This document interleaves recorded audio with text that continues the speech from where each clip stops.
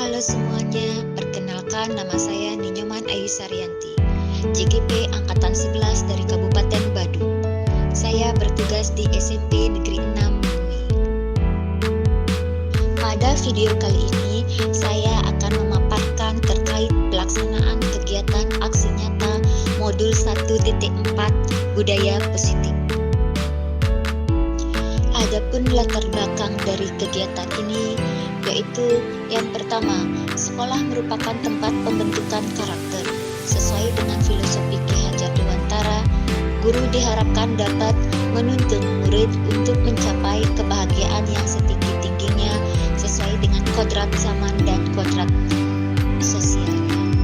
Maka, seluruh warga sekolah harus memahami konsep inti dari budaya positif yang meliputi paradigma perubahan, disiplin positif, motivasi perilaku, kebutuhan dasar manusia, posisi kontrol, keyakinan kelas, serta segitiga restitusi dalam menyelesaikan permasalahan murid.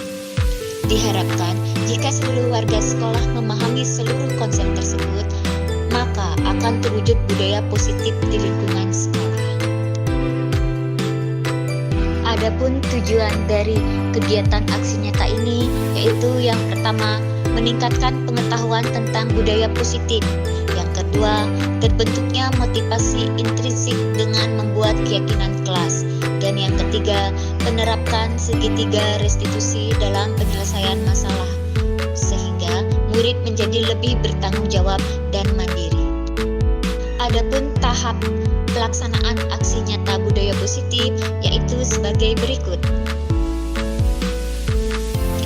Yang pertama, pelaksanaan kegiatan diseminasi terkait budaya positif di sekolah, di mana pada kegiatan ini saya mendiseminasikan materi-materi yang berkaitan dengan menciptakan budaya positif, serta saya menyajikan atau memutarkan video terkait implementasi penerapan budaya positif yang sudah pernah saya lakukan untuk diperlihatkan kepada rekan sejawat atau peserta diseminasi.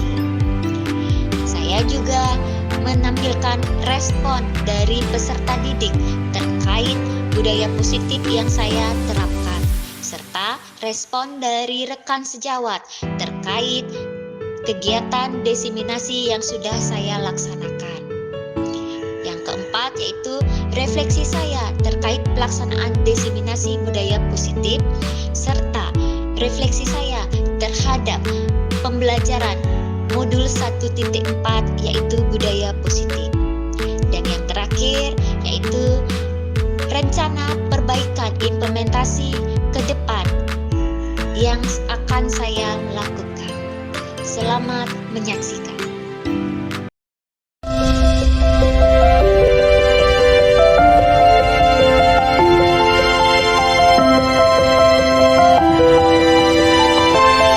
Baiklah, terima kasih kepada pembawa acara atas waktunya. Yang terhormat Bapak Kepala Sekolah, sebelumnya saya mau mengucapkan terima kasih atas kesempatannya pada hari ini berbagi praktik baik melaksanakan kegiatan diseminasi dengan topik budaya positif.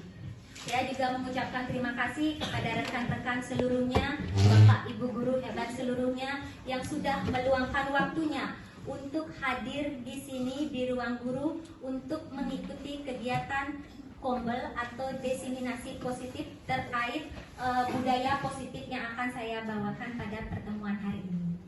Yang pertama, saya mohon maaf sebelumnya kepada Bapak Ibu, khususnya Bapak Ibu guru senior. Saya berdiri di sini bukan berarti bermaksud menggurui Bapak Ibu seluruhnya, namun saya di sini ingin berbagi praktik baik terkait materi yang sudah saya peroleh dalam program pendidikan guru penggerak tentang topik budaya positif, di mana budaya positif itu sangatlah penting untuk kita wujudkan atau terapkan di sekolah kita ini. Baiklah, untuk berikutnya sebelum kita memulai kegiatan, alangkah baiknya kita awali dengan berdoa terlebih dahulu. Namun karena ini waktunya di siang hari, supaya Bapak Ibu tidaklah merasa penat. Sudah 1 hari melaksanakan kegiatan aktivitas mengajar di kelas. Kita awali sebelum berdoa, kita awali dengan melakukan peregangan dulu. Diharapkan Bapak Ibu bisa berdiri di tempatnya masing-masing sambil mendengarkan. Boleh Ibu, silakan. Sambil mendengarkan nanti sebuah lagu pengiring sebelum kita melaksanakan doa bersama.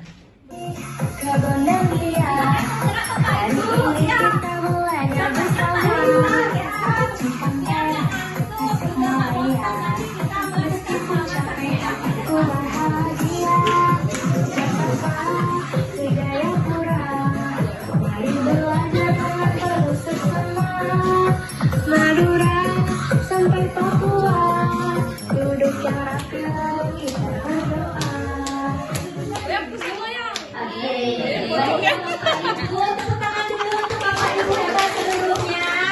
Nah, kita awali dulu kegiatan ini dengan berdoa. Semoga apa yang kita lakukan pada kesempatan hari ini bisa bermanfaat bagi kita semua. Ya, Bapak Ibu silakan boleh berdiri. Iya, berdiri biar tergerak Ibu. Oke. Menurut agama dan kepercayaan masing-masing, berdoa dimulai. Berdoa selesai. Visi SMP Negeri 6 Mengui. Berkarakter dan berkeunggulan global berlandaskan Trihita Karana. Jaya, jaya, jaya. Tepuk tangan untuk kita semua. Adapun tujuan diseminasi hari ini Sesuai dengan topik yang sudah saya sampaikan tadi tentang budaya positif, yaitu peserta dapat memahami budaya positif, baik itu tentang paradigma perubahan, disiplin positif, motivasi perilaku manusia, kebutuhan dasar manusia, posisi kontrol seorang guru, keyakinan kelas, serta segitiga restitusi.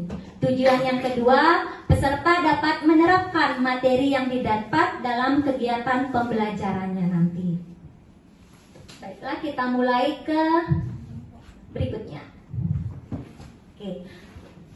Saya ingin bertanya, Bapak Ibu mungkin sudah tidak asing lagi dengan kata budaya positif.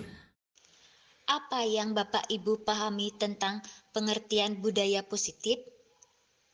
Coba Ibu Trisna. Terima kasih atas kesempatannya. Terima kasih Bu Ibu. Menurut saya, pemahaman mengenai budaya positif. Kata budaya itu adalah, arti dari kata budaya itu adalah kebiasaan. Berarti budaya positif itu adalah kebiasaan positif yang kita lakukan dalam kehidupan sehari-hari. Terima kasih. Tepuk tangan dulu untuk temannya biar tegang. Terima kasih Ibu Trisna. Iya, benar sekali. Jadi kebudayaan itu adalah kebiasaan baik atau positif yang hendaknya kita bisa terapkan, baik itu guru, warga sekolah maupun siswa nantinya. Itu yang kita harapkan. Agar dapat menciptakan budaya positif, maka hal-hal yang harus Bapak Ibu pahami yaitu sebagai berikut. Kali ini adapun submateri terkait budaya positif yang perlu kita ingat kembali, yaitu yang pertama perubahan paradigma belajar, yang kedua disiplin positif, yang ketiga nilai-nilai kebajikan, yang keempat kebutuhan dasar manusia, yang kelima motivasi perilaku manusia, yang keenam posisi kontrol guru, ketujuh keyakinan kelas, dan ke-8 segitiga restitusi. Kita lanjut ke materi yang pertama. Pembelajaran paradigma baru. Pembelajaran dengan paradigma baru. Saya yakin Bapak Ibu seluruhnya sudah tahu bahwa pada kurikulum sekarang kita hendaknya Menerapkan pembelajaran berdiferensiasi, di mana tujuannya menerapkan pembelajaran berdiferensiasi itu agar siswa, anak-anak kita bisa mewujudkan profil pelajar Pancasila. Bapak Ibu mungkin sudah tidak asing dengan pembelajaran berdiferensiasi, di mana itu pembelajaran yang mencakup, menyesuaikan dengan kondisi siswa kita. Jadi kita menyesuaikan pembelajaran itu sesuai dengan kebutuhan belajar siswa kita, baik dengan metode bervariasi, strategi, maupun yang lainnya. Adapun elemen dari profil pelajar Pancasila yaitu ada 6 elemen. Yang pertama yaitu elemen apa Bapak Wiswa?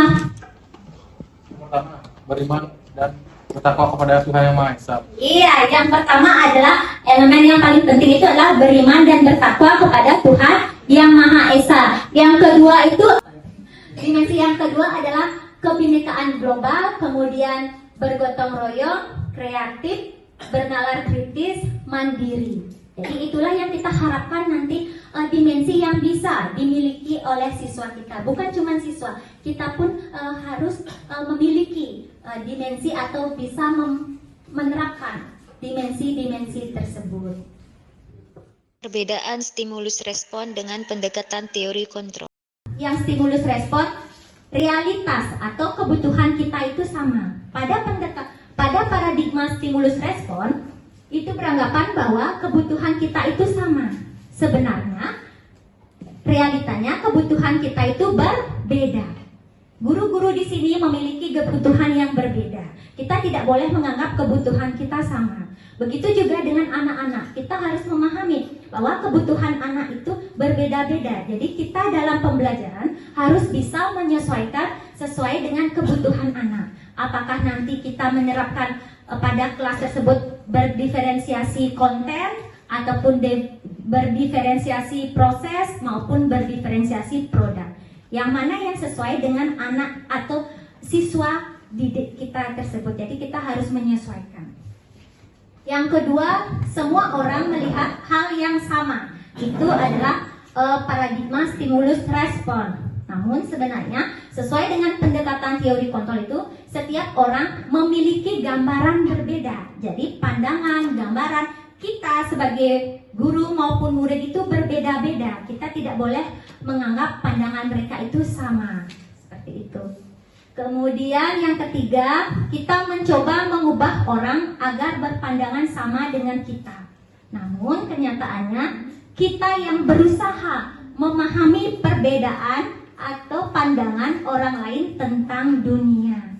Kita tidak bisa meminta atau menyuruh anak didik itu supaya mengubah pandangan mereka. Namun kita harus mengerti atau memahami dari sudut pandang mana anak tersebut berbuat seperti hal tersebut. Jadi kita harus menyesuaikan. Dan berikutnya, perilaku buruk dilihat sebagai suatu kesalahan. Kadang kita menganggap kalau murid itu melakukan hal yang buruk itu adalah salah. Nah, tanggapan itu tidaklah benar. Jadi kita semua perilaku memiliki tujuan. Apapun yang dilakukan siswa kita, entah itu perilaku salah ataupun benar, dia memiliki tujuannya. Kita tidak boleh mengecas anak itu sebagai anak nakal ataupun anak yang berperilaku negatif. Kita harus telusuri terlebih dahulu. Kita pahami mereka kenapa bisa melakukan hal tersebut. Orang lain bisa mengontrol kita. Itu stimulus respon. Jadi orang lain bisa mengontrol kita. Sesuai teori pendekatan, teori kontrol, itu hanya diri kita yang bisa mengontrol kita. Orang lain tidak bisa. Misalnya, Ibu Mariani ingin pergi ke pasar, misalnya. Kalau Ibu Mariani memang tidak niat dari dirinya untuk pergi, walaupun temannya ngajak, pasti Ibu Mariani tidak akan ikut. Begitu juga dengan siswa kita. Jadi bagaimana kita bisa menuntun anak agar dia atau memahami anak agar perilaku baik itu berasal dari dirinya sendiri, bukan karena paksaan dari guru atau yang lainnya. Saya bisa mengontrol orang lain. Kemudian berikutnya, pemaksaan ada pada saat bujukan gagal. Seharusnya adanya kolaborasi dan konsensus menciptakan pilihan-pilihan baru.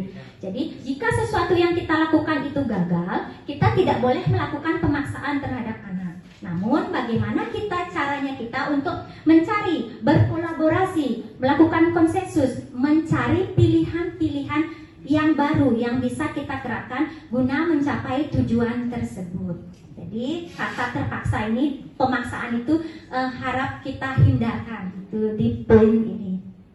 Kemudian yang terakhir adalah model berpikir menang kalah. Namun menurut teori kontrol itu model berpikir menang-menang. Jadi menang kalah itu jangan ada pemikiran oh saya menang, oh saya kalah. Tapi semua itu adalah menang. Apapun hasil dari siswa itu mereka sudah menang. Menang dengan sesuai dengan kemampuan yang bisa mereka lakukan secara maksimal. Bukan berarti yang juara 1 sudah menang, sedangkan yang juara terakhir kalah, itu tidak. Namun tetap walaupun dia ranking terakhir, kita tetap melihat dari sudut pandang, oh ternyata nilainya ada peningkatan. Berarti kan dia sudah berusaha untuk memacu dirinya supaya lebih baik. Namun walaupun dia berada pada mungkin jumlah nilainya posisi terakhir seperti itu. Jadi kita tidak boleh memandang dia menang, kalah, tidak. Namun semua itu pasti memandang bahwa menang seperti itu. Berikut adalah penjelasan terkait disiplin positif serta nilai-nilai kebajikan. Disiplin positif. Kata disiplin positif mungkin hampir mirip dengan budaya positif. Saya ingin minta pendapatnya Ibu Putu, senior tiang, Ibu Putu Suardianti. Menurut Ibu, apa itu disiplin positif?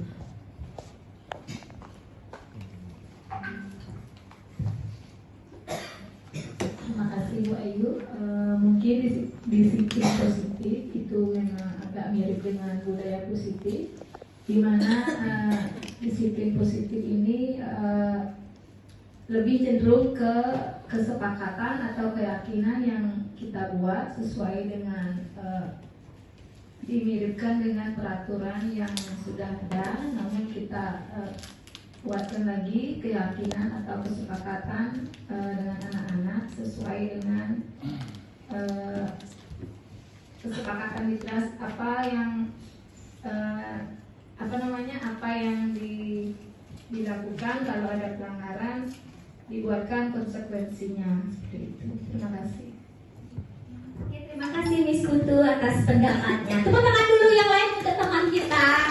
Ya nggak ngantuk dan tidak. Baiklah Bapak Ibu, di sini disiplin positif itu seperti yang dibilang oleh Ibu Putu mungkin sesuatu kegiatan atau peraturan yang mengarah ke hal yang baik. Nah, pada disiplin positif ini itu kita berharap siswa memiliki tanggung jawab terhadap apa yang dilakukannya berdasarkan nilai-nilai yang diyakini. Bertanggung jawab. Ya.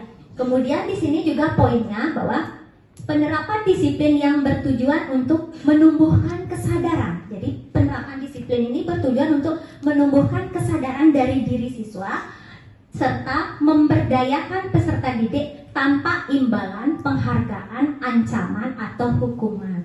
Dalam penerapan disiplin ini kita diharapkan bagaimana membentuk siswa agar mereka meyakini dari dalam dirinya, bukan karena adanya hukuman, bukan karena adanya imbalan atau penghargaan, namun mereka benar-benar melaksanakan disiplin positif tersebut atau peraturan tersebut yang berasal dari hati mereka. Sehingga apa yang mereka lakukan itu walaupun kita tidak ada, walaupun tidak ada guru, mereka akan tetap melaksanakan budaya positif atau peraturan positif tersebut karena sudah tertanam di benak mereka seperti itu.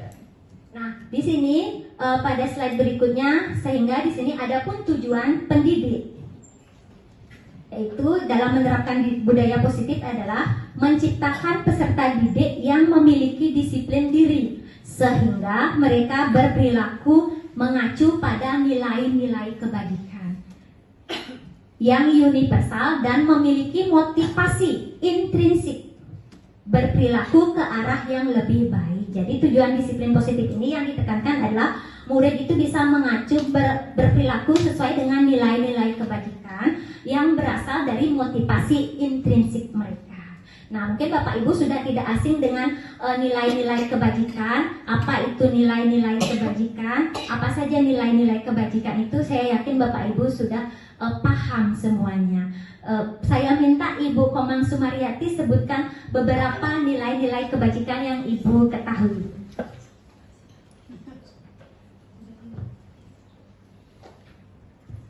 nilai-nilai kebajikan menurut saya salah satunya adalah profil pelajar Pancasila, misalnya disiplin. Iya. Lagi Ada lagi Bu? beriman dan bertakwa, tanggung jawab, jujur. Dah, itu aja. Oke, terima kasih Ibu Nyoman. Ya, jadi nilai-nilai kebajikan itu sangatlah banyak. Di mana nilai-nilai kebajikan itu hal-hal baik. Sesuai kalimat nilai-nilai kebajikan itu adalah hal-hal baik yang bisa diterapkan atau dilaksanakan oleh siswa. Salah satunya yaitu profil pelajar Pancasila. Dimensi profil pelajar Pancasila ada 6 dan yang lainnya ada toleransi, gotong royong, bekerja sama, saling menghargai dan sebagainya.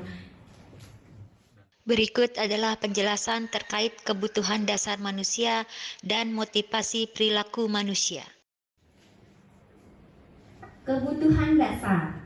Dalam menerapkan budaya positif itu, kita harus memahami 8 submateri seperti yang saya paparkan tadi. Jadi itu saling keterkaitan. Untuk bisa menciptakan budaya positif di sekolah itu, ke-8 materi yang saya sebutkan tadi di awal itu harus dipahami oleh kita semua agar kita bisa menuntun anak untuk mencapai tujuan serta mencapai visi yang kita harapkan.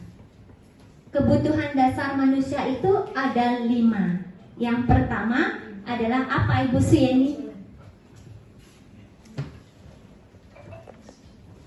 Mungkin di sana sudah ada, jadi saya baca bertahan hidup, di mana kita memerlukan makanan, pakaian, tempat tinggal, rasa aman dan juga kesehatan yang paling utama.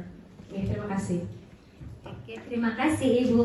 Ya, benar sekali. Yang pertama itu semua orang, bukan cuma siswa. Kita semua makhluk itu memerlukan yang kebutuhan dasar yang pertama itulah bertahan hidup, dari pakaian dan sebagainya. Kemudian yang kedua itu adalah kasih sayang dan rasa diterima. Kita semua perlu kasih sayang. Apakah ada di sini yang tidak perlu kasih sayang? Tidak. Oke, semua perlu kasih sayang ya. Ya. Jadi itulah kebutuhan dasar kita. Rasa diterima, dipedulikan, berbagi, kerjasama, menjadi bagian dalam kelompok. Iya, Iya. kalau kita Disayang. menjadi bagian dari suatu kelompok, kita akan merasa disayangi dan diterima. Begitu juga murid. Jangan sampai ada murid kita nanti yang tidak mau diajak oleh temannya, apalagi sama teman kelasnya. Itulah yang Bapak Ibu guru juga perlu perhatikan ya. Apakah muridnya itu sudah merasa nyaman diterima dalam kelasnya seperti Nike. Karena kalau dia tidak merasa nyaman, dia merasa dikucilkan, maka otomatis akan berpengaruh terhadap proses pembelajarannya di kelas nanti seperti itu. Yang ketiga adalah penguasaan. Penguasaan itu seperti halnya menjadi pemimpin, berprestasi, menjadi juara, kemudian diakui, didengar, memiliki harga diri. Jadi kita semua berharap kita itu diakui, bukan diakui dalam artian negatif ya, artinya diakui. Oh, saya diakui sebagai teman, saya diakui sebagai pemimpin dan sebagainya. Diakui, ya harus diakui. Yang keempat, kebebasan. Semua orang perlu kebebasan, tapi tidak. Ya. Iya, perlu. Jadi kita semua perlu kebebasan.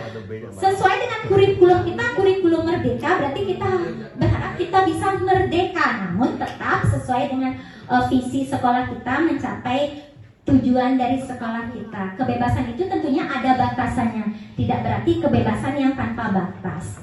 Contohnya di sana seperti mandiri, memiliki pilihan, bebas memilih, kemudian mencoba hal baru, kita mempunyai kesempatan untuk mencoba hal-hal baru, kebebasan. Sama mungkin seperti saya berdiri di sini juga sudah mungkin kebutuhan kebebasan sudah, karena dari sekolah, dari atasan, dari staf sudah memberikan izin untuk melaksanakan diseminasi pada sore hari ini. Kemudian yang terakhir, kesenangan. Semua orang butuh senang. Kesenangan itu bisa banyak faktor. Oke Bapak. Contohnya kalau Pak Yan mungkin kesenangannya apa? Misalnya jalan-jalan di jogging trekking ya Bapak. Nyanyi, kan nyanyi. Atau mungkin ada juga hobinya menyanyi, ada hobinya traveling, ada hobinya belanja. Kalau saya sih hobinya belanja gitu. Jadi kalau saya merasa senang jika saya punya uang untuk belanja. Seperti itu salah satunya, biar tidak tegang Bapak Ibu ya. ya di sore hari. Oke, berikutnya. Suatu waktu ya tegang. Nah, pada kebutuhan dasar manusia itu kita sebagai guru apa kaitannya kita perlu memahami kebutuhan apa yang diperlukan oleh siswa kita. Misalnya di kelas ada siswa yang pendiam aja, kita perlu mengadakan pendekatan. Kenapa? Apakah memang karakternya seperti itu, atau karena dia mungkin dikucilkan dari temannya, atau masalah yang lain. Jadi kita perlu memahami apa permasalahan dari siswa tersebut. Kemudian yang kelima adalah motivasi perilaku manusia. Nah, motivasi itu sebenarnya yang memotivasi ada unsur ekstrinsik dan unsur intrinsik. Saya mau tanya kepada Ibu Binta. Kalau menurut Ibu Binta, motivasi kita melakukan hal itu berdasarkan motivasi dari ekstrinsik itu seperti apa misalnya? Terima kasih Bu Ayu. Dari yang saya baca slide-nya Bu Ayu, ada motivasi perilaku manusia itu berasal dari dua unsur ya. Ada motivasi ekstrinsik dan motivasi intrinsik. Yang Bu Ayu tanyakan tadi unsur intrinsiknya. Ekstrinsik yaitu berasal dari luar diri ya. Oke, untuk kalau menurut saya siswa itu kalau unsur ekstrinsiknya itu biasanya mereka tuh takut dengan hukuman biasanya Bu Ayu. Jadinya kita harus bisa memberikan mereka rasa nyaman. Bagaimana siswa itu atau peserta didik itu tidak takut dengan hukuman. Umpamanya dengan cara kita meyakini sesuatu bahwa hal itu tidak selalu diberikan hukuman dari segi kesalahannya. Mungkin. Terima kasih Bu Ayu. Terima kasih Bu Binta. Tepuk tangan dulu untuk temannya kita Bu Binta atas pendapatnya ya. Jadi motivasi ekstrinsik benar seperti kata Ibu Bintang itu berasal dari luar. Siswa kita melakukan hal tersebut karena adanya hukuman yang pertama atau ketidaknyamanan. Jadi dia datang tepat waktu itu karena takut dihukum, bukan dari kesadaran dirinya sendiri untuk datang ke sekolah tepat waktu seperti ini. Yang kedua yaitu karena adanya penghargaan. Jadi motivasi ekstrinsik itu selain hukuman, seseorang itu melakukan sesuatu atau melakukan perilaku itu karena adanya penghargaan atau imbalan dari orang lain. Perbedaan hukuman, konsekuensi, dan restitusi. Oke, kalau hukuman seperti pada tampilan layar di depan itu, hukuman itu tidak terencana. Murid tidak tahu apa yang akan terjadi, serta bersifat satu arah, berupa hukuman fisik atau psikis. Itu jika guru ciri-ciri hukuman. Yang kedua adalah konsekuensi. Konsekuensi itu terencana dia. Jadi disepakati dulu sesuai dengan peraturan. Murid tetap dibuat tidak nyaman. Sikap guru selalu memonitor muridnya. Contoh dari hukuman itu misalnya yang tidak terduga, ada murid datang terlambat. Mungkin waktu itu saya yang piket atau guru lain. Kalau saya piket, kamu kenapa datang terlambat? Coba tulis di sini di meja piket, tulisan saya tidak akan terlambat sebanyak 100 kali gitu misalkan. Itu adalah contoh hukuman. Mungkin besoknya guru lain yang piket, datang lagi mungkin murid si B yang terlambat. Mungkin tindakannya tidak sama. Mungkin kamu ini kenapa terlambat? Lari sana keliling lapangan. Mungkin seperti itu. Itulah namanya diberikan hukuman. Jadi tidak diduga dan tidak ada perjanjian sebelumnya. Berikutnya adalah konsekuensi itu terencana. Contoh, anak-anak besok membawa buku latihan ya. Ibu mau memberikan tugas dan ibu nilai. Namun nanti jika tidak bawa besok maka ibu akan catat. Itu misalnya, ibu akan catat di jurnal observasi atau ibu akan suruh kamu membuat semuanya di kelas sampai selesai tanpa istirahat gitu misalkan. Jadi anak itu besoknya kalau dia tidak bawa ya berarti dia sudah tahu konsekuensinya, sudah diberitahu sebelumnya. Oh besok adalah pelajaran matematika misalkan, saya harus bawa buku, jika saya tidak bawa buku berarti saya akan disuruh mengerjakan di sekolah sendiri gitu, seperti itu. Jadi sudah ada peraturan, sudah ada percakapan sebelumnya ataupun kesepakatan sebelumnya. Itu jika konsekuensi. Sedangkan kalau restitusi itu adalah proses menciptakan kondisi bagi murid untuk memperbaiki kesalahan, proses. Jadi jika murid itu melakukan kesalahan, tidak langsung dia dikasih hukuman seperti itu, namun kita telaah dulu atau kita berkolaborasi dengan anak tersebut. Kenapa dia bisa terlambat, apa alasannya, seperti itu. Jadi tidak langsung kita menghukum anak tersebut, tidak langsung kita memberikan konsekuensi, namun kita cari tahu dulu kenapa dia melakukan hal tersebut. Lalu bagaimana solusinya agar hal tersebut tidak terulang lagi dilakukan oleh anak tersebut. Jadi kita berkolaborasi dengan anak tersebut. Nah, di sini saya menampilkan beberapa pertanyaan dari penjelasan saya, mungkin untuk memahami lebih dalam lagi. Apakah pertanyaan nomor 1, 2, 3, 4, 5, 6 itu termasuk hukuman atau konsekuensi? Pembahasan kasus terkait hukuman dan konsekuensi. 100 kali di dalam buku kalimatnya, saya tidak akan terlambat lagi. Ibu Wasita,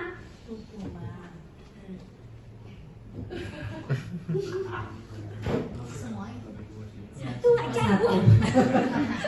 Baiklah, saya rasa mencatat 100 kali di dalam buku kalimat saya tidak akan terlambat lagi adalah hukuman. Kenapa Ibu menganggap itu hukuman? Karena ada sesuatu yang harus dikerjakan murid secara paksa, tidak sesuai dengan apa yang dibutuhkan murid. Artinya kita tidak melakukan dulu mengamati, menganalisis lah apa yang menyebabkan siswa itu melakukan suatu kesalahan. Jadi secara sepihak ditentukan oleh guru untuk melakukan kegiatan menulis kalimat saya tidak akan terlambat. Tahu saja Bu Ayu kalau itu konsekuensi untuk saya. Terima kasih Ibu Wasita. Tepuk tangan dulu untuk Ibu Wasita. Oke, kemudian yang kedua, gimana menurut Bapak Ibu? Nanti kita cek apakah benar yang pertama itu hukuman atau konsekuensi. Yang kedua, Ibu Komang Sinta, menurut Ibu permasalahan yang nomor 2 itu termasuk hukuman apa konsekuensi?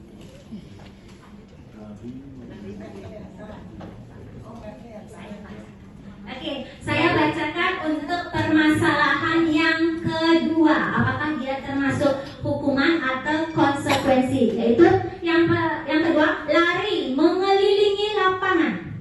Oke, lari mengelilingi lapangan basket 2 kali karena terlambat hadir ke sekolah. Jadi anak itu karena terlambat hadir ke sekolah, dia disuruh lari mengelilingi lapangan. Menurut Ibu Sinta, konsekuensi apa? Hukuman.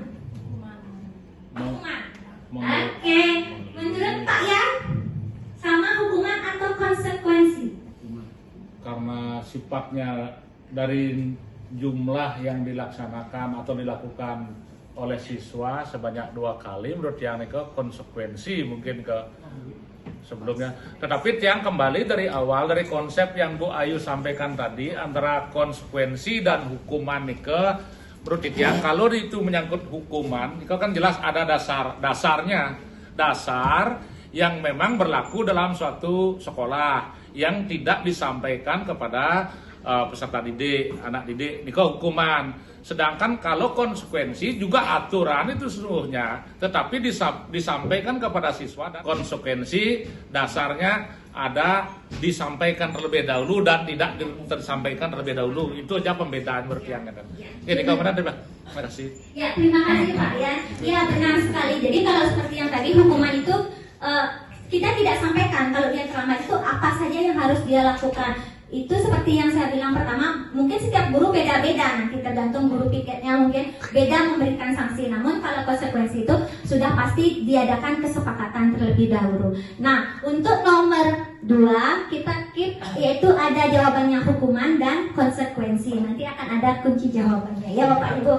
Yang ketiga itu adalah membersihkan coretan yang dibuatnya di meja tulis. Membersihkan. Apa yang dia lakukan, dia harus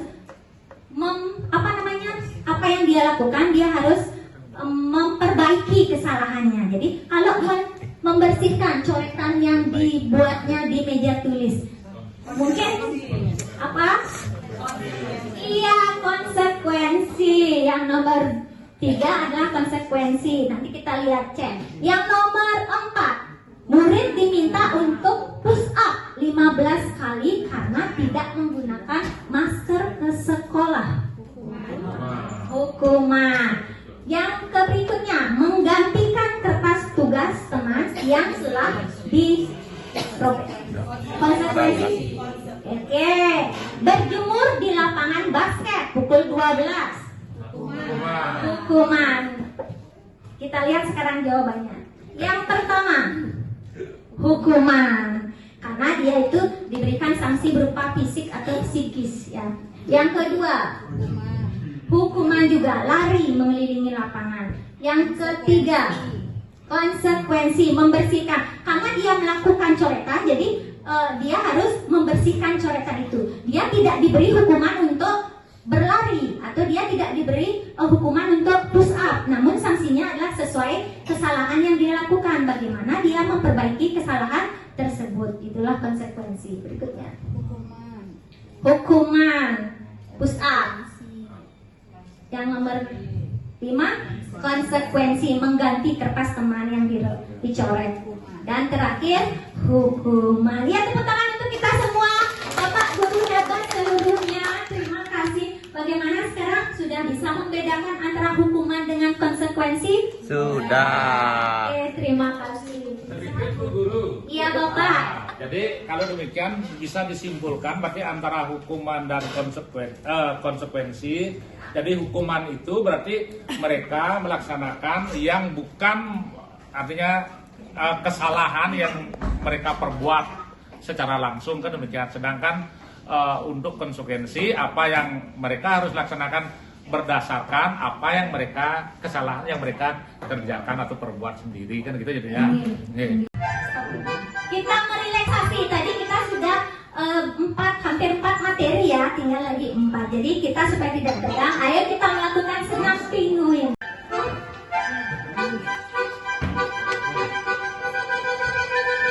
Five, four, 3, 2.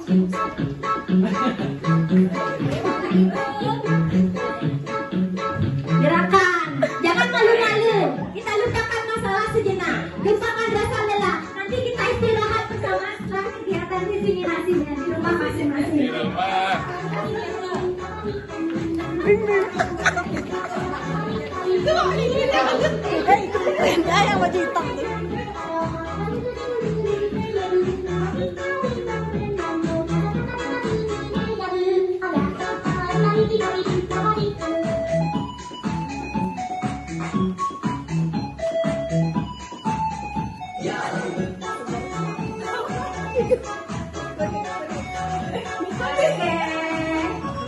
Masih semangat?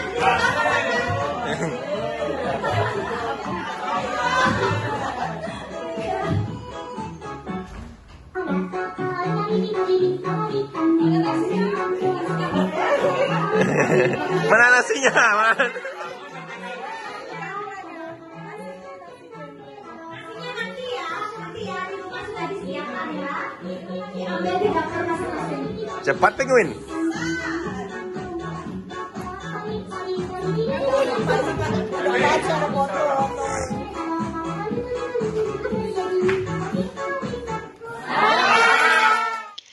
Baiklah, selanjutnya adalah materi yang ke-6 tentang posisi kontrol guru.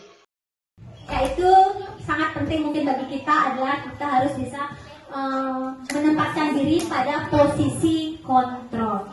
Posisi kontrol itu ada 5 posisi kontrol. Yang pertama, penghukum. Bapak Ibu sudah tidak asing lagi. Kalau penghukum itu, seorang penghukum bisa menggunakan hukuman fisik maupun verbal. Guru yang menerapkan posisi menghukum akan berkata seperti, pertama, patuhi aturan saya, atau awas. Itu bisa, kalau ada guru bilang seperti itu, dia bisa kita anggap sebagai berposisi di posisi kontrol penghukum. Yang kedua, kamu selalu saja salah. Nah, itu.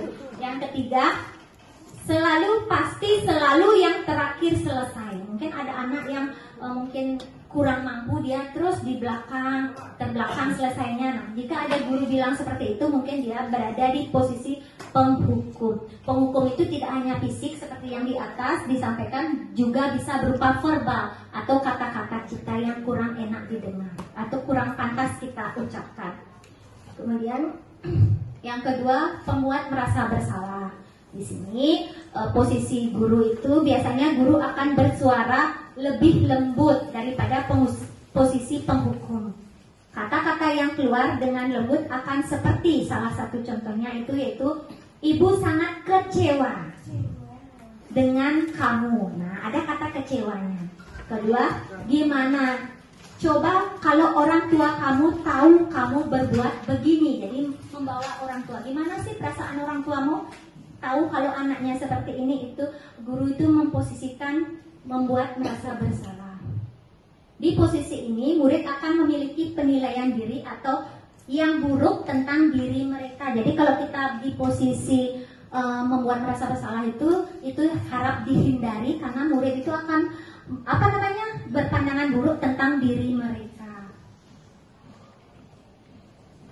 Ketiga, posisi teman. Posisi teman ini menggunakan hubungan baik dan humor untuk mempengaruhi seseorang. Mereka akan berkata, contohnya, ayo bantulah demi bapak ya, ayo bantulah. Itu kayak kita ngomong sama teman gitu. Ya sudah, kali ini tidak apa-apa, nanti ibu bantu beresan. Nah, seorang guru itu diharapkan tidak memposisikan diri sebagai teman. Kenapa? Karena ada dampak negatifnya. Mungkin positifnya dia akan disukai anak-anak, merasa dekat. Namun negatifnya itu anak-anak itu nanti akan guru itu tidak dihargai jadinya. Cuek dia, sama seperti dia sama temannya. Jadi kita harus memperhatikan hal tersebut. Jadi boleh sih memposisikan teman, namun sebatas mana, seperti itu. Jangan sampai anak itu seenaknya. Bahkan kesalahan yang dibuat itu nanti diselesaikan oleh gurunya tersebut. Jadi itu mohon diperhatikan. Yang keempat, pemantau. Posisi pemantau berdasarkan pada peraturan-peraturan dan konsekuensinya. Pertanyaan yang diajukan seorang pemantau seperti peraturannya apa? Jadi jika murid itu melakukan kesalahan itu, peraturannya seperti apa? Kenapa? Kemudian yang kedua, apa yang telah kamu lakukan? Nah, ketiga, sanksi atau konsekuensi apa yang kamu peroleh jika melakukan hal ini. Jadi dia seperti memantau, memonitoring siswa atau terhadap apa yang dilakukan siswa tersebut. Jadi dia tidak langsung menyalahkan, dia tidak langsung memberikan kata-kata yang membuat mereka rendah diri, tidak, namun menanyakan tentang sesuai dengan peraturan yang sudah ada. Berikutnya yang terakhir adalah manajer. Nah, posisi inilah yang dianggap paling sempurna, yang hendaknya bisa kita terapkan sebagai manajer, di mana dalam menghadapi permasalahan yang dihadapi oleh anak atau hal yang timbul dari lingkungan kita, maka kita harus bisa memposisikan sebagai manajer. Berikut adalah contoh kasus posisi kontrol seorang guru. Saya berjanji tidak akan mengulangi lagi. Saya berjanji akan berusaha menjadi murid yang rajin belajar sampai pelajaran saya selesai. Gemas yang guru. Pak Angga, menurut Pak Angga dari cuplikan itu, posisi ibu guru itu posisi kontrol penghukum, teman, memberi rasa bersalah, pemantau atau manajer? Penghukum dan memberi rasa bersalah. Oke. Yang mana Pak Angga? Satu, jangan dua memilihnya. Satu-satu. Masa kayak milih istri kan satu, masa dua ya?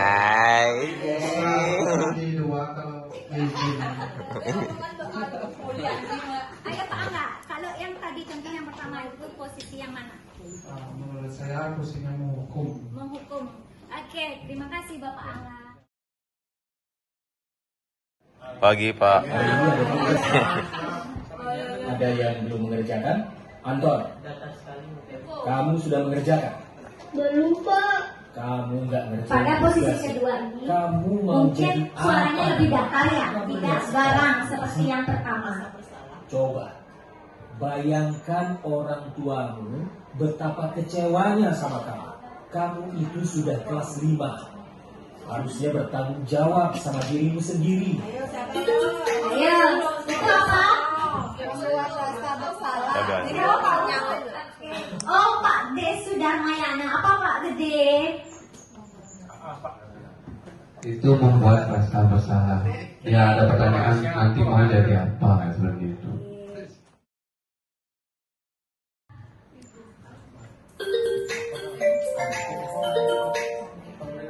Maaf Bu, saya terlambat. Ya udah, nanti jangan diulangi lagi ya. Kalau kamu rajin, ibu senang lihatnya. Ya, lain kali tepat waktu ya masuknya. Krisna. Kita kan teman. Wah, ini kalau lagi apa ya? Oke, yang ketiga itu posisi apa sudah jelas sekali dari kalimat. Pada kasus ketiga ini merupakan posisi kontrol guru sebagai seorang teman. Oke, yang posisi yang keempat. Enggak pakai baju olahraga. Raina. Enggak ikut olahraga bulan ini. Iya Pak, 3 kali berarti saya dapat sanksi Pak. Karena ada guru olahraga satu Pak Rayu menurut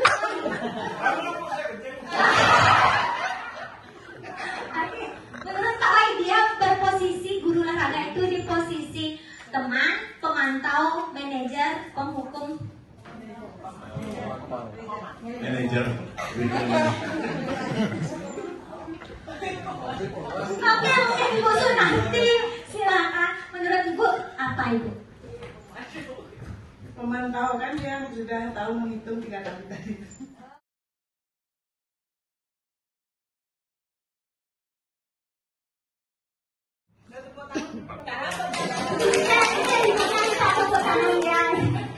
Ibu, saya mau tugas.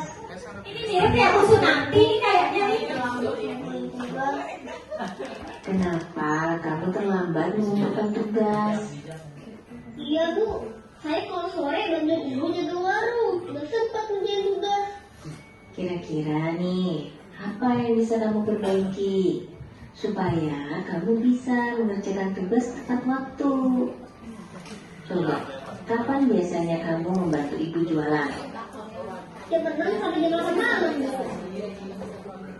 Bagaimana kalau kamu membuat jadwal? Kapan kamu akan mengerjakan tugas? Oh gitu ya Bu. Ya coba deh Bu, terima kasih Bu. Berikut adalah tanggapan dari Bapak Kepala Sekolah terkait contoh kasus posisi manajer. Posisi manajer artinya dia diharapkan untuk mampu mengelola dirinya sendiri. Artinya mencari solusi sendiri terhadap permasalahan yang ada, bukan indoktrinasi dari pihak luar. Terima kasih Bapak, tepuk tangan untuk Bapaknya. Berikut adalah refleksi peserta diseminasi terkait posisi kontrol yang diterapkan. Setelah kita mempelajari posisi kontrol, tanyakan sama diri Bapak Ibu, kira-kira Ibu dan Bapak itu sudah berada di posisi kontrol yang mana? Coba saya minta pendapat satu orang karena waktu sudah hampir habis. Ibu Sastri menurut Ibu sudah berada di posisi kontrol yang mana? Sedangkan untuk teman-teman yang lain bisa menjawab dalam hati ya. Jika posisinya belum manajer, harap bisa memposisikan diri di posisi manajer. Silakan Ibu Sastri. Ya, terima kasih. Kalau saya mah di mana-mana kadang-kadang. Iya, di mana-mana. Kadang-kadang pernah menghukum dia, gitu kan posisi menghukum. Terus sudah itu kadang-kadang juga kalau yang kedua nggak, ya, itu kan membuat anak-anak itu merasa bersalah banget, itu enggak. Terus yang ketiga itu posisi teman itu juga pernah, gitulah artinya. Terus yang keempat itu posisi apa tadi? Pemantau sama manajer itu artinya enggak, masih gitulah saya antara yang kecuali yang kedua. Terima kasih. Berikut adalah materi yang ke-7 terkait keyakinan kelas dan materi terakhir yang ke-8 segitiga restitusi. Keyakinan kelas. Keyakinan kelas, saya lihat sudah Bapak Ibu sudah banyak membuat keyakinan kelas atau kesepakatan kelas tentunya yang menjadi wali, seperti halnya kelas 9C, saya lihat misalnya mengeprint keyakinan atau kesepakatan kelas untuk siswa kelas 8C. Jadi apa sih itu keyakinan kelas? Jadi yang pertama, keyakinan kelas, pembentukan keyakinan kelas atau keyakinan sekolah, yaitu bersifat abstrak, berupa pernyataan universal, dibuat dalam pernyataan positif. Jadi keyakinan kelas itu harus dalam bentuk kata positif, tidak boleh negatif. Kemudian sesuai dengan kondisi kelas dan sekolah agar mudah diterapkan.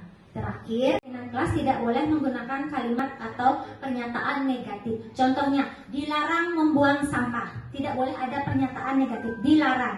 Tapi bagaimana kita mempermanis kesepakatan itu dengan kalimat yang positif, seperti buanglah sampah pada tempatnya. Jadi seperti itu. Jadi usahakan nanti dalam membuat kesepakatan kelas atau keyakinan kelas itu tidak menggunakan kata negatif. Jika pada saat membuat bersama siswa ada siswa yang menuliskan atau menyampaikan dengan kalimat negatif, kita secara bersama-sama mengubahnya agar menjadi kalimat yang positif. Seperti itu. Oke.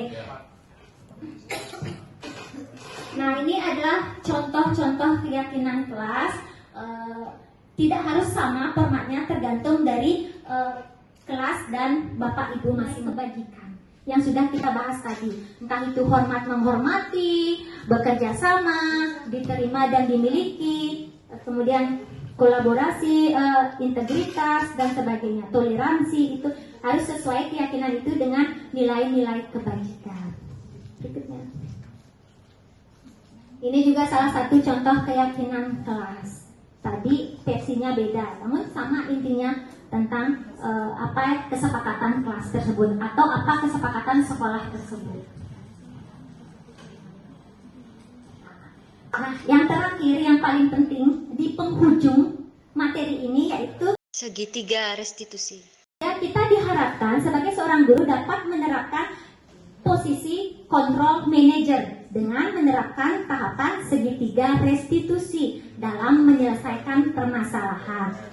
Segitiga restitusi itu yang pertama ada menstabilkan identitas, yang kedua memvalidasi tindakan yang salah, dan yang terakhir menanyakan keyakinan. Tahapan segitiga restitusinya dengan posisi kita sebagai manajer. Berikut penjelasan restitusi ini adalah membuat murid menjadi bertanggung jawab dan mandiri.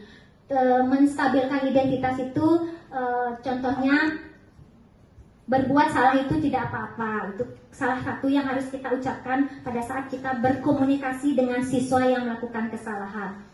Tidak ada manusia yang sempurna, jadi kita tidak boleh langsung menyalahkan. Kita menstabilkan dulu apa yang dia lakukan. Jadi dengan memberikan pernyataan, saya juga pernah melakukan kesalahan. Setiap manusia pernah berbuat salah, seperti ini. Berikutnya yang salah itu, jadi memvalidasi itu seperti kamu pasti punya alasan. Kita menanyakan, kamu pasti punya alasan kenapa melakukan itu. Kamu patut bangga pada dirimu karena kamu telah melindungi sesuatu yang penting. Misalnya dia bertengkar karena menjaga barangnya atau apanya, misalnya pulpen atau HP dan sebagainya. Namun dia melakukan hal yang salah, yaitu dengan melakukan tindakan berkelahi. Itu kita bisa beri penguatan seperti itu dan seterusnya. Berikutnya keyakinan. Jadi kita harus menanyakan nilai-nilai umum yang kita telah sepakati. Lalu dari perbuatannya itu dia melanggar nilai yang mana atau melanggar keyakinan yang mana. Kemudian kita juga bisa menanyakan lalu gimana solusinya untuk memperbaiki hal tersebut.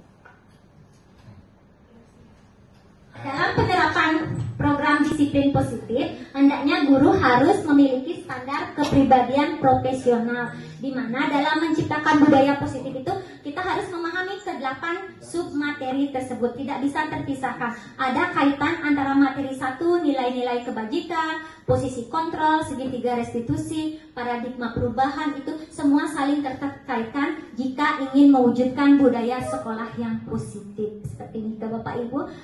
Kita tepuk tangan dulu. Sudah tegar-tegar, ini sudah jam. Ya. Baiklah Bapak Guru hebat semuanya, berikut akan saya tampilkan beberapa tindakan budaya positif yang sudah saya terapkan. Yang pertama itu, di awal pembelajaran saya membuat keyakinan kelas bersama siswa.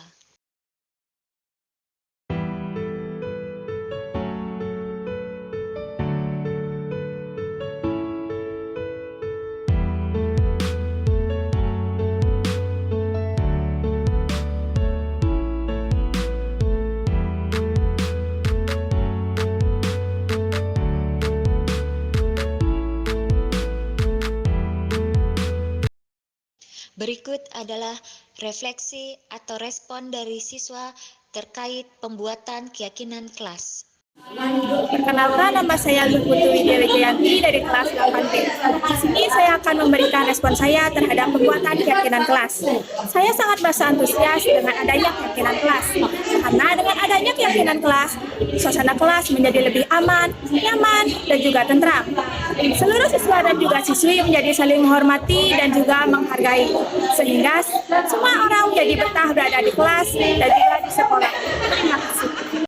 Contoh penerapan yang kedua yaitu berdoa sebelum dan sesudah pembelajaran, serta pembiasaan membersihkan lingkungan belajar sebelum proses pembelajaran dimulai. Paman dan Leuman. Om Swastiastu. Sebelum mulai pelajaran, baiknya kita berdoa dulu teman-teman dan berdoa dimulai.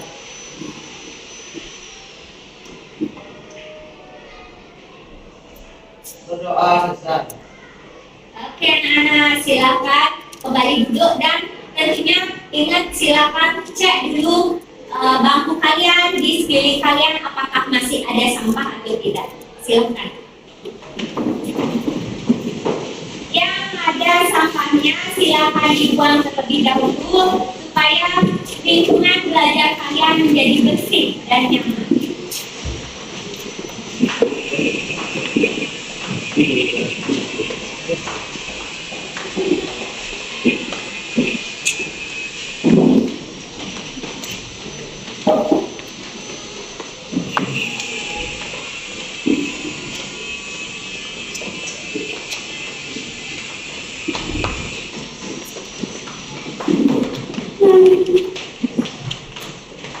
Sudah? Di bawah bangku atau di samping tempat itu ada sampah lagi? Oke, terima kasih. Jadi, dengan adanya lingkungan yang bersih, maka suasana belajar kalian akan menjadi nyaman. Ya, jadi tetap diingatkan, jagalah kebersihan kelas, jagalah kebersihan diri, supaya kalian nyaman dalam proses pembelajaran sampai nanti jam terakhir. Oke, baiklah, kita lanjut sekarang ke materi berikut. Ya.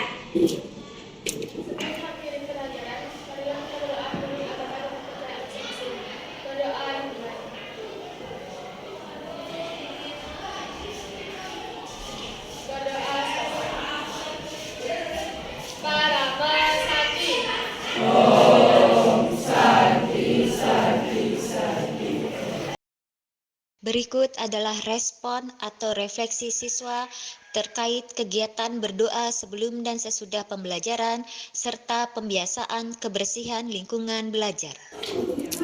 Perkenalkan, saya Nimari Dwi Okta Cahyani dari kelas 8C. Di sini, saya ingin menyampaikan respon saya tentang penerapan budaya positif yang dilakukan oleh Ibu Ayu, di mana Ibu Ayu melakukan kegiatan bersih-bersih sebelum melakukan kegiatan pembelajaran.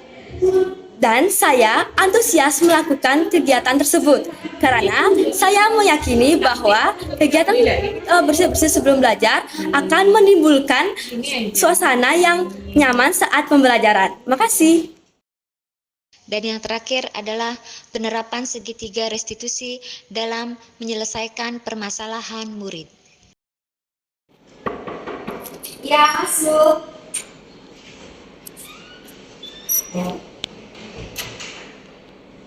Silakan duduk, Dokter. Oke, gimana kabarnya Gustra hari ini? Baik, Bu. Baik. Terima kasih ya Gustra. Gustra sudah mau memenuhi panggilan Ibu di jam terakhir ini sebelum pulang.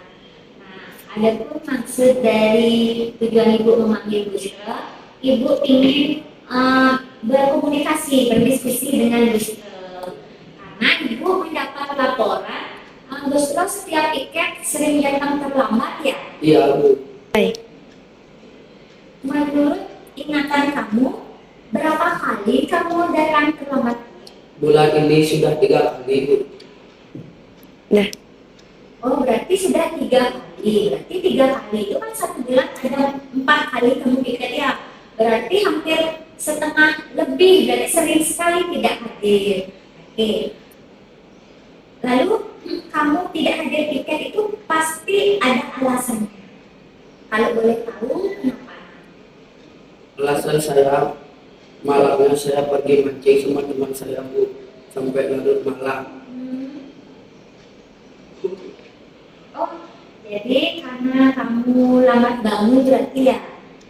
Oke. Apakah apa yang kamu lakukan itu terlambat masuk tiket itu merupakan suatu kesalahan? Iya, Bu. Baiklah, Gus. Berbuat kesalahan itu kan manusiawi. Semua orang pasti pernah melakukan kesalahan. Itu Ibu pahami apa yang kamu sempat lakukan beberapa minggu terakhir ini. Lalu bagaimana cara kamu untuk memperbaiki kesalahan kamu tersebut?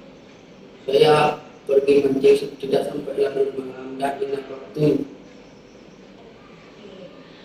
Lalu kesalahan yang kamu lakukan itu apakah bertentangan dengan kesepakatan kelas kita? Siap, Bu.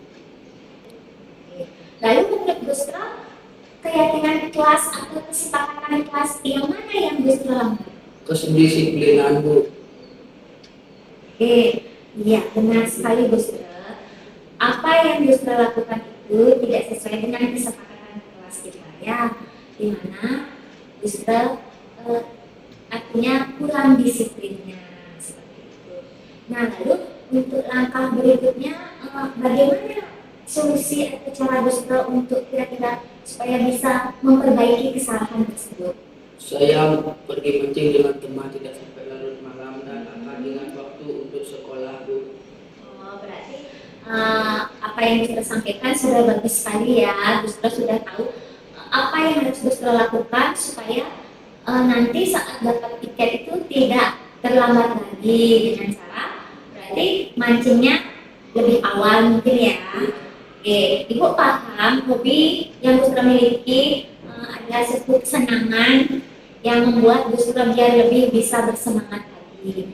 Namun ingat ya Nak ya, apapun itu harus tetap bisa mengatur diri, memanajemen waktu. Karena Gustra kan masih sekolah. Ya Nak ya? Oke. Nah sekarang, apa yang akan Gustra lakukan terhadap teman-teman Gustra? Karena setelah Gustra sudah mengetahui kesalahan Gustra. Saya akan meminta maaf pada teman-teman agar bisa lebih datang awal tiketnya. Iya. Oke, benar sekali. Jadi Gustra sudah menyadari ya kesalahan Gustra. Nanti kalau pas tiket lagi Gustra mau berusaha untuk datang lebih awal? Mau. Baiklah Gustra, terima kasih atas kehadirannya, sudah mau melakukan diskusi dengan Ibu sehingga Gustra sudah tahu ya kesalahannya di mana, lalu bagaimana solusi yang harus Gustra lakukan untuk memperbaiki hal tersebut. Ya, Ibu ucapkan terima kasih ya Nak ya. Semoga nanti kedepannya Gustra bisa lebih baik lagi. Ya. Oke, silakan sekarang boleh pulang ya karena sudah jam pulang. Hati-hati di jalan.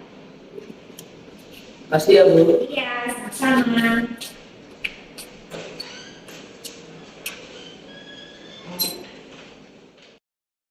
Berikut adalah respon refleksi dari siswa terkait kegiatan restitusi yang dilakukan oleh guru. Nama saya Gusdro, saya dari kelas 8B. Saya senang sekali bisa mengobrol dengan Bu Ayu. Saya bisa tahu apa kesalahan saya selama piket ini. Hikmah yang saya dipetik dari saya mengobrol dengan Bu Ayu ini, saya mancingnya lebih awal dan besoknya bisa bangun pagi. Terima kasih.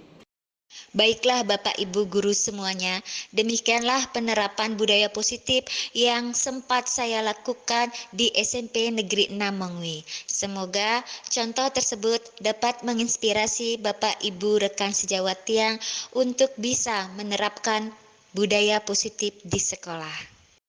Berikut adalah respon atau tanggapan dari peserta diseminasi atau rekan sejawat terkait kegiatan diseminasi budaya positif yang saya laksanakan. Perkenalkan, nama saya Niputu Suyeni. Saya sebagai guru bimbingan konseling di SMP Negeri 6 Mengwi. Saya sangat merasa senang dan antusias dalam kegiatan diseminasi mengenai budaya positif yang sudah dilakukan oleh Ibu Ayu Saryanti, di mana hal yang menarik bagi saya yaitu tentang posisi manajer menggunakan segitiga restitusi dalam menyelesaikan masalah siswa. Karena saya sebagai guru BK di sekolah, jadi saya sangat tertarik ingin mempelajari segitiga restitusi tersebut. Baik, terima kasih. Baik, kenalkan nama saya Muhammad Rizal Umami dan saat ini sebagai guru informatika di sekolah SMP Negeri 6 Mengwi, dan di sekolah ini juga saya ditugaskan sebagai wali kelas di kelas 9. Nah, setelah saya mengikuti diseminasi yang dilakukan oleh Bu Ayu tentang budaya positif, ada poin penting yang saya dapatkan setelah saya mengikuti diseminasi tersebut. Yang pertama, saya menjadi lebih tahu terkait dengan perbedaan antara keyakinan kelas dan peraturan kelas, di mana pada keyakinan kelas lebih ditekankan pada kalimat yang positif. Artinya kita sebagai seorang guru menuntut siswa dalam membuat suatu peraturan datangnya dari diri mereka sendiri, sehingga dapat menumbuhkan suatu kesadaran terhadap peserta didik tersebut, sehingga pada saatnya nanti ketika dia melanggar suatu aturan yang sudah dibuat oleh mereka sendiri, mereka menjadi lebih sadar, sehingga tugas guru di sana adalah tinggal mengingatkan peraturan yang sudah dibuat oleh mereka sendiri, sehingga mereka lebih cepat disadarkan atau lebih kesadaran dirinya menjadi lebih cepat karena mereka sendiri yang membuat peraturan tersebut. Lalu dalam diseminasi yang dilakukan oleh Bu Ayu, ada juga pemahaman baru yang saya dapatkan terkait dengan restitusi, di mana pada tahap restitusi itu guru lebih ditekankan dalam mengatasi suatu permasalahan yang dilakukan oleh siswa, di mana pada proses restitusi tidak boleh menghakimi peserta didik secara langsung, melainkan butuh pendekatan yang berbeda, yaitu ada hubungan timbal balik secara langsung, memberikan stimulus pertanyaan kepada peserta didik, sehingga seorang guru dapat menggali penyebab dari peserta didik itu melakukan suatu permasalahan, sehingga antara guru dan peserta didik sama-sama mencari solusi yang tepat untuk mengatasi permasalahan yang dilakukan oleh peserta didik itu sendiri. Mungkin itu saja yang saya dapatkan setelah saya mengikuti diseminasi yang dilakukan oleh Bu Ayu, sehingga proses diseminasi yang dilakukan oleh seorang guru itu sangat penting dilakukan di suatu sekolah, sehingga dapat memberikan pemahaman baru terkait dengan guru yang lain. Terima kasih. Berikut adalah refleksi saya terkait pemahaman budaya positif serta pelaksanaan diseminasi. Perasaan saya sangatlah senang sudah dapat mempelajari modul 1.4 terkait budaya positif, serta telah melaksanakan diseminasi di SMP Negeri 6 Mengwi dengan respon rekan sejawat yang antusias. Dalam memahami budaya positif, manfaatnya banyak khususnya bagi kita seorang guru, agar dapat menuntun anak mencapai tujuan hidupnya. Dalam mewujudkan sekolah berbudaya positif itu, perlu kerjasama dan kolaborasi dari semua warga sekolah, serta harus konsisten dalam penerapannya. Perubahan yang terjadi pada diri saya, baik itu dari cara berpikir, dalam menciptakan budaya positif di kelas maupun di sekolah, yaitu perubahan disiplin positif, kontrol posisi guru, dan cara menyelesaikan masalah. Tadinya, dalam mendisiplinkan peserta didik, yaitu dengan memunculkan motivasi eksternal. Namun sekarang saya paham bahwa kita harus bisa memunculkan motivasi internal dari peserta didik. Kemudian, kontrol posisi guru. Sebelumnya saya sebagai penghukum dan pembuat merasa bersalah. Seharusnya saya sebagai seorang manajer yang bisa menuntun murid menjadi lebih baik lagi. Berikutnya tentang cara menyelesaikan masalah. Dulunya dari pemberian penghargaan atau hukuman menjadi melaksanakan restitusi. Saya sangat senang dan antusias dalam melaksanakan diseminasi ini. Sebab dengan respon positif dari peserta serta rekan sejawat, saya merasa lebih bersemangat lagi untuk mengembangkan diri agar selalu dapat berbagi praktik baik kepada rekan-rekan guna kemajuan bersama. Adapun rencana perbaikan saya untuk implementasi ke depan, yaitu saya akan lebih memantapkan diri lagi, lebih memahami tentang budaya positif, sehingga nantinya dapat benar-benar mewujudkan budaya positif di sekolah. Tentunya dengan kolaborasi yang baik antar semua warga sekolah.